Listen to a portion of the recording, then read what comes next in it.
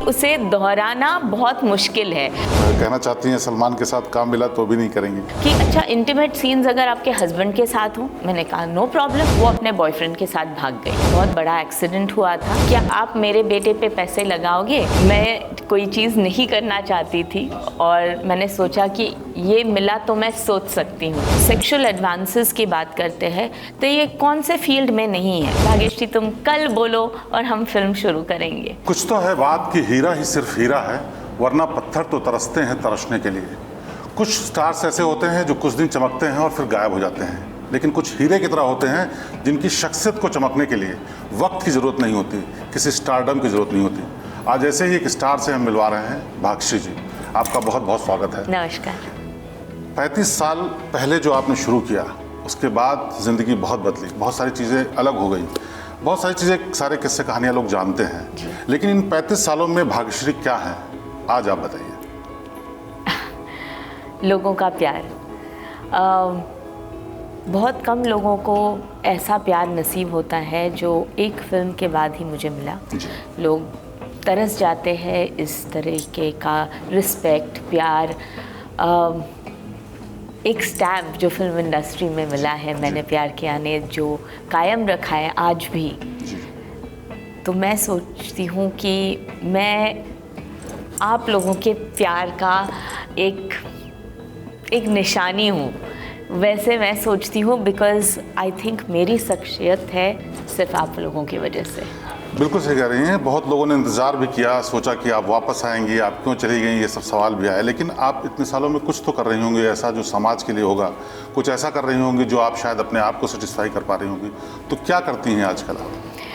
जी, सबसे इम्पोर्टेंट ये है कि मैं जो करती हूँ, जैसे बोलते हैं कि जो एक हाथ काम करता है दूसरे को पता नहीं चलना चाहिए, तो मैं एक्चुअली लोगों तक ये पहुँचाती नहीं हूँ, लेकिन बहुत सारे चीज़ें ऐसे हैं जो हमारी डेवलपमेंट के लिए, हमारे देश के, हमारे यहाँ जो औरतें हैं उनके लिए करना बहुत ज़रूरी है।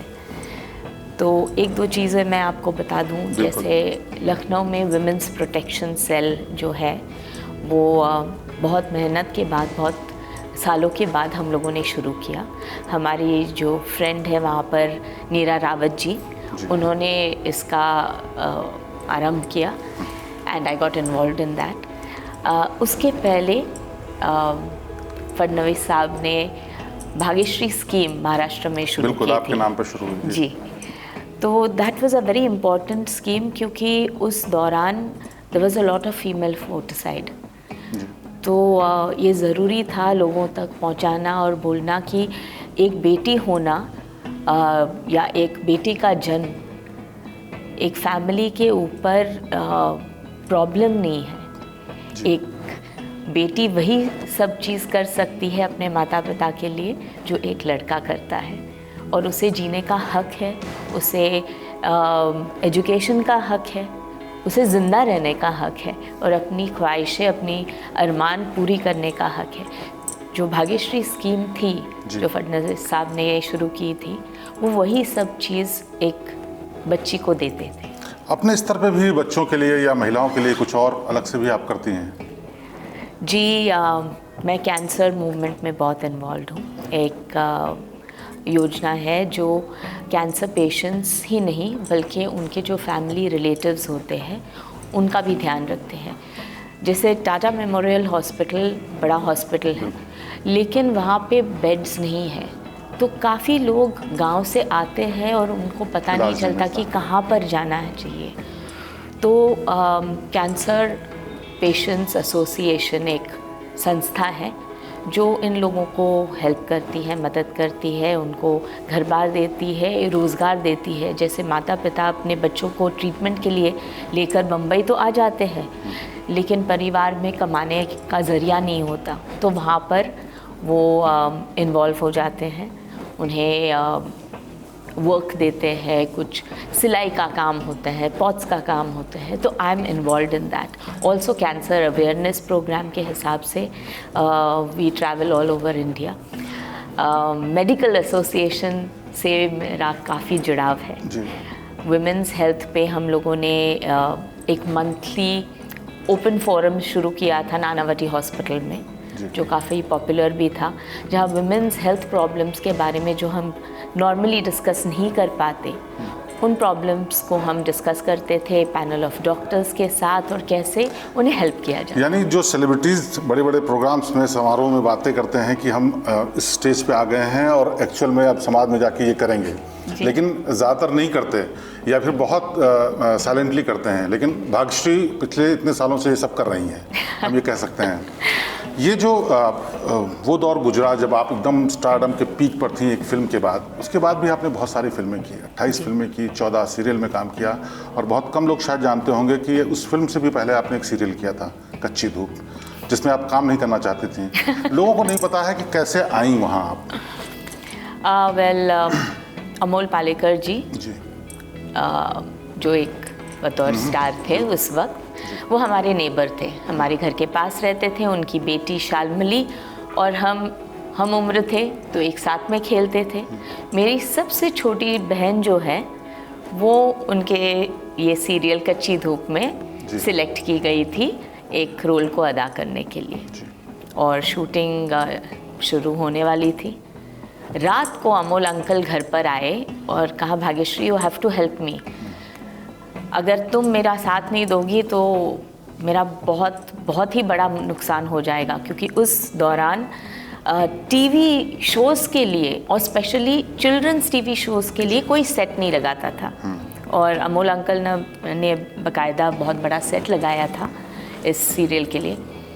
तो मैंने कहा क्या हुआ अंकल? बोले जो लड़की ये रोल करने वाली थी वो अपने बॉयफ्रेंड के साथ भाग गई। अच्छा। और मम्मी पापा को कहीं मिल नहीं रही। इस सीरियल का थीम भी कुछ ऐसा था जिसमें बड़ी बेटी को लोग बड़े आदर्श की तरह देखते थे, लेकिन वो सबको सिखाती थी, फिर बाद में वो भी ऐसे ही करती है, शायद ये थीम भी मिलती थी। नहीं, ऐसे बिल्कुल नहीं करती, ऐसे बिल्कुल नहीं करती। इनफैक्ट वो सीरियल इसी चीज़ को दोहराती है कि एक लड़की जब बड़ी हो जाती है, जवान हो जाती है, और उसके माँ बाप उसको विदा करने की सोचते हैं, तब लड़की किस दौर से गुज़रती है कि यहाँ पर अपने माँ बाप को भी संभालना है। इस सीरियल में ये था कि उनके पिता नहीं थे, तो एक विधवा माँ जो है, क्या उसे छोड़ के अपने प्यार की तरफ जाएगी या विधवा माँ को संभालेगी? तो it was all about this. तो ये बिल्कुल नहीं था कि लेकिन वो थीम छोड़ के जाती है। थोड़ा सा इसका वो आता है, असर दिखता है कि ये जो थॉट है उस थॉट को सपोर्ट करता हुआ दिखता है। खैर, जिस वक्त आपने फिल्में छोड़ी उस वक्त कहा जाता था कि अब आप फिल्में करेंगी तो अपने पति के साथ ही करेंगी। ये फैसला जाहिर सी बात है आप लोगों ने म्यूचुअल लिया होगा और प्यार की खातिर ही लिया होगा। अब 30-35 साल के बाद क्या आपको लगता है आपने फैसला सही लिया था या और कुछ करना चाहिए था? क्योंकि और कुछ ऐड ऑन कर पाती हैं अपने करियर में, समाज के लिए भी। क्योंकि देखिए, ये जो शुरुआत हुई ना, बात ऐसे हुई कि आप जैसे एक मीडिया से कोई आए और मुझे पूछे कि भाग्यश्री जी आपने फिल्में क्यों त्याग दी? तो मैंने कहा बहुत सारी फिल्में लव स्टोरीज़ जो मानी जाती है, काफ़ी इंटीमेट सीन्स करती है, जो मैं ज़रा अनकंफर्टेबल हूँ, मैं नहीं कर पाऊँगी, और I don't feel it is right कि मैं फ़िल्म के लिए हाँ करूँ, शूटिंग शुरू हो जाए और फिर मैं डायरेक्टर को बोलूँ नहीं मैं ये नहीं कर सकती। तो ये बतौर इंसानियत रॉन्ग होगा, even for the producer, for the director. So it better कि मैं थोड़ी दूरी मेंटेन करूं। तो वो उन्होंने कहा कि अच्छा इंटीमेट सीन्स अगर आपके हस्बैंड के साथ हो। मैंने कहा no problem, obviously no problem. तो बोले आप फिल्में करेंगे आपके हस्बैंड के साथ? मैंने कहा क्यों नहीं। शुरुआत यहाँ से हुई जी। तो शुरुआत मेरी शर्त से नहीं हुई, यहाँ से हुई। और लोग आए, उन्होंने 2-4 फिल्में साइन की हम दोनों को, तो हम लोगों ने की। We were both very young, right. So जैसे एक यूथ में आप एंजॉय करते हो कोई चीज़ करना, वैसे ही हम लोगों ने एंजॉय किया, फिल्म बनाना भी एंजॉय किया, साथ में काम करना भी एंजॉय किया, और वो वक्त हम लोगों ने साथ में गुजारा। सो नो रिग्रेट्स, अच्छा वक्त था। लेकिन तब से लेके अब तक फिल्म इंडस्ट्री बहुत बदल गई। ग्लैमर तब भी था, ग्लैमर अब भी है, लेकिन अब रिकॉग्निशन शायद जो और ज़्यादा बढ़ गया, उसमें पैसे और इन्वॉल्व हो गए। कोई ऐसी चीज़ लगती है जो आपको आज भी खलती हो कि थोड़ा सा और आपको काम करना चाहिए था? मुझे डेफिनेटली ऐसे लगता है कि मंजी के साथ, मनमोहन देसाई के साथ और यश जी के साथ मेरा काम करना चूक गया, क्योंकि ये दोनों इंसानों ने बहुत बार मुझे, जितनी बार मिलते थे उतनी बार कहते थे भाग्यश्री तुम कल बोलो और हम फिल्म शुरू करेंगे, और वो मौका नहीं पड़ा। तो क्या शर्त उसमें यही रहती थी कि हिमालय जी भी रहेंगे तभी होगा? नहीं, उस वक्त मैं बहुत ज़्यादा मेरे फैमिली के साथ इन्वॉल्व थी। एक बीच में एक अनफॉर्चुनेट दौर था जो अब मैं बोल सकती हूँ, लेकिन मेरे इन लॉज का बहुत बड़ा एक्सीडेंट हुआ था। नियर टू डेथ सिचुएशन से दोनों को हम लोग वापस लेके आए, तो जाहिर थी कि एक फुल टाइम पर्सन घर पे रहना बहुत ज़रूरी था, and I had to look after them. Family comes first. आप काम करने के लिए जा सकते हो, लेकिन फैमिली अगर छूट गई तो बस छूट जाएगी। बिल्कुल। आप रॉयल फैमिली से थी, शायद आपने तो नहीं सोचा होगा कि हम फिल्मों में जाएंगे या ग्लैमर वर्ल्ड में जाएंगे। वैसे भी जीवन आपका, जिसको बोलते हैं, काफ़ी प्रभावशाली रहा होगा, लेकिन कहीं ना कहीं आपके फिल्मों में आने के बाद आपके बच्चों में ये बात आई। दोनों बच्चे ही फिल्मों के लिए ट्राई कर रहे हैं। बेटी की मिथ्या एक सीरीज आ रही है, बेटे ने फिल्मों में काम किया है। क्या आपके जो सपना या आपका जो प्रोजेक्ट या आपका उद्देश्य जो था, जो बीच में आपने छोड़ दिया, उसको वो लोग पूरा करना चाहते हैं? जी, एक्चुअली मैंने दोनों को ना कहा। मैंने कहा फिल्म में मत ज्वाइन करना। जैसे आपने कहा कि दौर बदल चुका है, काफ़ी लोग फिल्मों से जुड़ रहे हैं, बहुत सारा कंपटीशन लेवल भी है, बहुत सारे फिल्म्स बन रहे हैं, लेकिन फिल्मी दुनिया ऐसी है जहाँ यस, टैलेंट वर्क्स इवेंचुअली, ठीक है। अगर आप में टैलेंट है तो वो कहीं ना कहीं नज़र आएगा, लोग आपको पसंद करेंगे, चाहे वो अब हो, 10 साल बाद हो, 20 साल बाद हो, लेकिन वो टैलेंट छुप नहीं सकता। लेकिन बहुत इम्पॉर्टेंट है कि लेडी लक को आपके साथ में रहना पड़ता है। तो ये फैक्ट्री तो है नहीं कि आप रॉ मटेरियल डालो और बतौर एकदम फिनिश प्रोडक्ट बाहर आ जाए। तो बहुत मेहनत करनी पड़ती है, कभी कभी बहुत इमोशनल, मेंटल स्ट्रेस से गुजरना पड़ता है जब तक आप उतने सक्सेसफुल नहीं हो।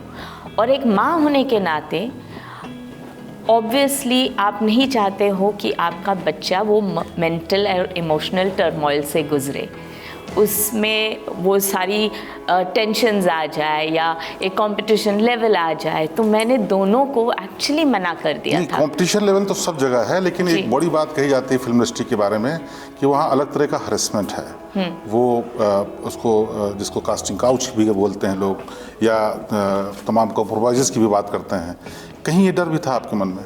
नहीं, क्योंकि ये जो चीज़ आप कहते हैं कास्टिंग काउच, ये ज़रूरत से ज़्यादा लोग बात करते हैं, लेकिन अगर आप सेक्सुअल एडवांसेस की बात करते हैं तो ये कौन से फील्ड में नहीं है। Right. It is only because media ये हमारी इंडस्ट्री को देखती है, इसके बारे में लिखती है, इसके बारे में बात करती है, इसलिए इंडस्ट्री को, फिल्म इंडस्ट्री को बदनाम किया गया है। बाकी हर इंडस्ट्री में ये है, आप किस तरीके से अपने आप को कैरी करते हो, किस तरीके से एक रिस्पेक्ट कमांड करते हो, right, that depends on you. एक और बात करती है, चाहे वो मीडिया ही करती हो, उसका भी जवाब दीजिए। नेपोटिज्म की बात बड़ी होती है कि भाई भतीजावाद या समझ लिया और फेवर करने की बात होती है। क्या आपको लगता है कि वह वाकई सच्चाई है? या आपने शुरुआत में कहा कि फिल्म इतने बड़े स्केल में बनना शुरू की है, इतने सारे पैसे इन्वॉल्व किए, क्या आप मेरे बेटे पे पैसे लगाओगे? ऐसा नहीं होता ना। जब तक आप वो टैलेंट नहीं देखते हो, आप नहीं सोचते हो कि आपके पैसे का पहला पूरा टैलेंट दिखने के लिए भी मौका चाहिए, कैसे मिलेगा? करेक्ट। तो कहाँ मिलता है, कहाँ मिलता है? इमीडिएटली अगर मिलता होता ये मौका तो हर कोई बंदा आपके अपने बेटे को भी मौका मिला, आपकी बेटी को भी मौका मिला।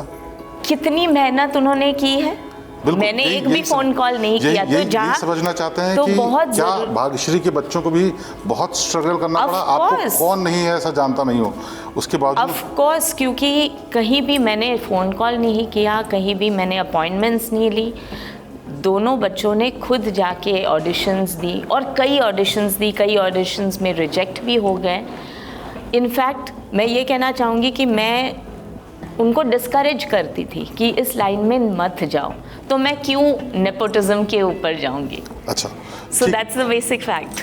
फिल्म इंडस्ट्री को लेकर के बहुत सारे और भी कंट्रोवर्सी जुड़े रहते हैं, जी। चाहे वो सुशांत वाला केस हो, ड्रग्स की बात हो, चाहे अभी सलमान खान वाला केस हो जिसमें उनको धमकी दी जा रही है। क्या ये इंडस्ट्री का जो कहते हैं कि ये साइड इफ़ेक्ट्स हैं, या फिर एक्चुअल में इंडस्ट्री इतनी ग्लैमराइज हो चुकी है और लोगों की नज़रों में रहती है, इसलिए हर तरीके से टारगेट वो होती है फिल्म इंडस्ट्री? देखिए, किसको नहीं अच्छा लगता गॉसिप सुनना, बात करना और पेपर उठा के टाइब्लॉइड्स पढ़ना। Negative news sells, sex sells, ये सब लोग जानते हैं। ये सिर्फ मैं नहीं कहती हूँ, सब लोग जानते हैं। आपको अगर टाइटल देना हो तो कुछ घमासान टाइटल दोगे तब तो लोग पढ़ेंगे, तब तो लोग बात करेंगे, तब तो लोग सुनेंगे आपकी बात। तो वो टाइटल के ऊपर भले ही नीचे आप पूरा एकदम रिसर्च करके उसकी डिटेल्स सही तरीके से लिखे, लेकिन टाइटल ऐसा होना चाहिए जहाँ पे लोगों की नजरें नहीं, अटके। लेकिन ये तो सब जगह से है, केवल मीडिया की तरफ से नहीं है।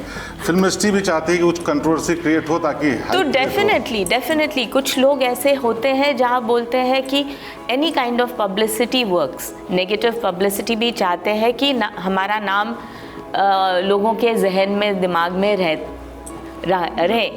मतलब उनके शायद फिल्में नहीं चल रही हों तो वो चाहते हैं कि किसी भी तरीके से लोगों के दिमाग से नहीं उतरे। अच्छा, एक चीज़, तमाम एक्ट्रेसेस चली गई इंडस्ट्री से और तमाम छोड़ दिया जिन्होंने काम, लेकिन उनका उस तरह से इंतज़ार या उनकी बात नहीं होती रही जैसी भाग्यश्री की रही।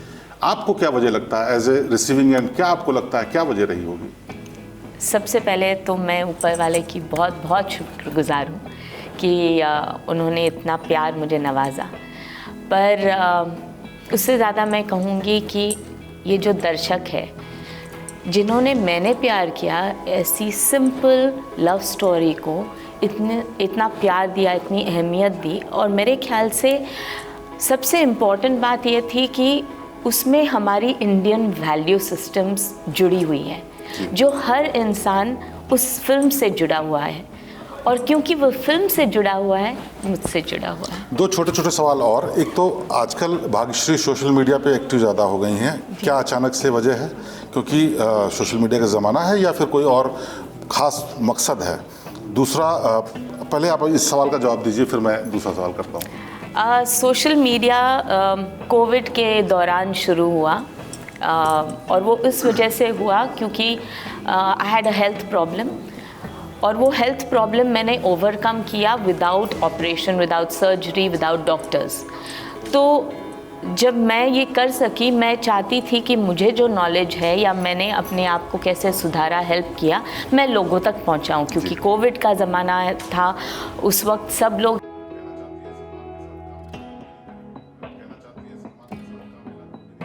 अपनी तरफ से उनको हेल्प करना चाहती थी।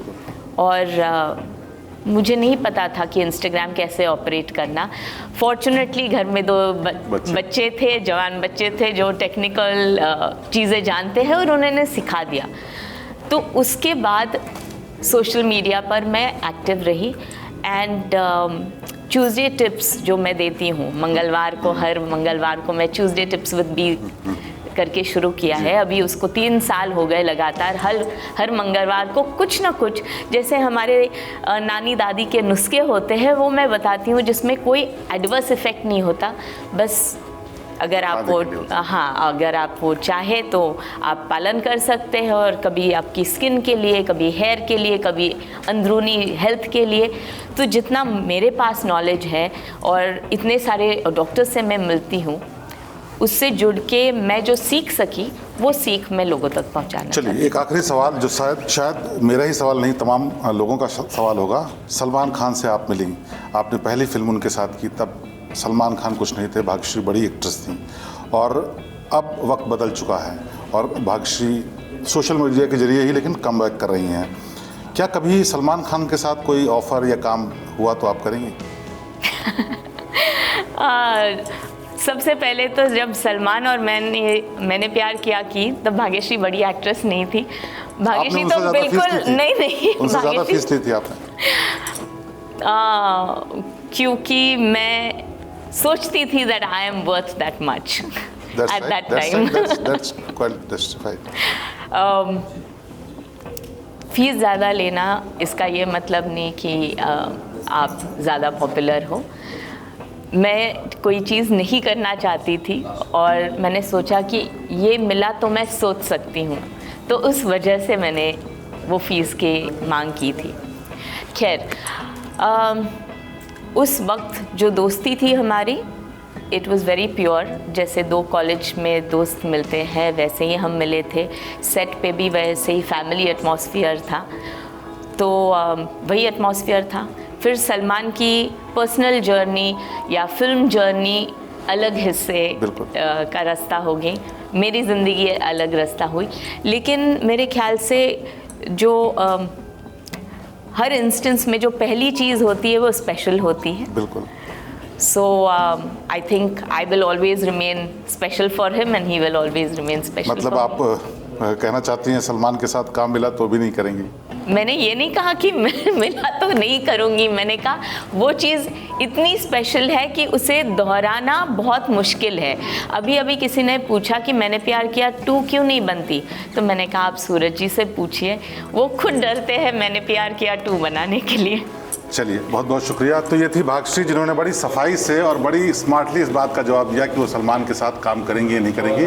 बहरहाल जो उन्होंने शुरुआत की है उसका अंत अच्छा हो और बहुत आगे तरक्की करें, ये हमारी शुभकामनाएं हैं। हमारे साथ आप आई उसके लिए बहुत बहुत शुक्रिया। Thank you. धन्यवाद। Thank you. यूपी की हर खबर देखने और उनसे अपडेट रहने के लिए हमारे चैनल श्रेष्ठ यूपी को सब्सक्राइब और लाइक करें। साथ ही बेल आइकन को दबाना ना भूलें, जिससे हमारे हर वीडियो की जानकारी आप तक पहुंचती रहे।